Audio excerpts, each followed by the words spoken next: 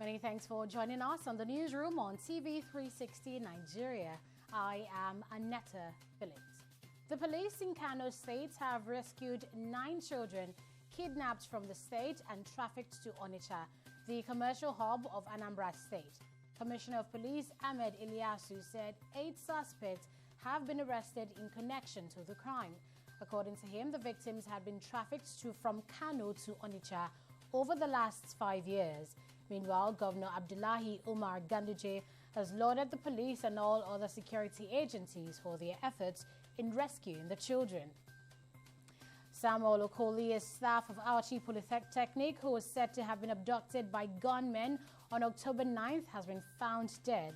Okoli was found dead in his farm at Avile community near Auchi in the Isako West local government area of Edo State early on Sunday. Despite news that he was abducted on his way to the farm and killed by gunmen, Commissioner of Police in Edo State Danmala Mohammed said that since nothing was taken away from him and his vehicle was found at the scene of the crime, it was, quote, probably a case of suicide, end of quote. The commissioner added that investigation would be carried out to ascertain the cause of his death. At least 119 Nigerians are on death row in Malaysia.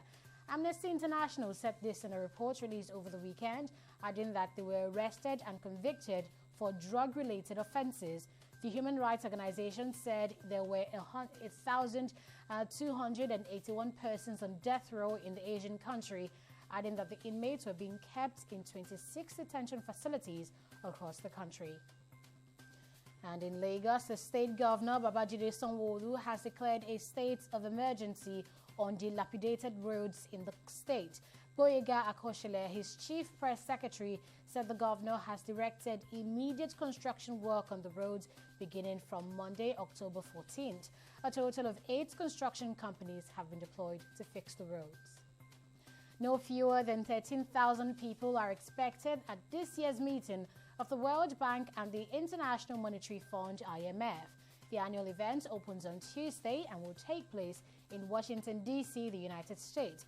It will bring together governors of various central banks, ministers of finance and development, private sector executives, civil society and academics to discuss issues of global concern, including the world economic outlook, global financial stability, poverty eradication, jobs and growth, economic development, and aid effectiveness, among others. Britain's government is planning a first post-Brexit budget for November 6th, 1 week after it expects the country to have left the European Union. Finance Minister Sadiq Javid announced this on Monday. Javid said the budget, which will be the first after leaving the EU, will trigger the start of their infrastructure revolution. Britain and the EU are currently locked in last-ditch talks to secure a divorce deal, but Prime Minister Boris Johnson insists that Britain will leave the bloc on October 31st as scheduled, even without an agreement. The administration of President Muhammadu Buhari is committed to rebranding the National Stadium to Wembley standard. Minister of Youth and Sports Development Sunday Dare said this during inspection visits to the National Stadium, Teslim Balogun Stadium and Oniko Stadium in preparation for the FIFA inspection team.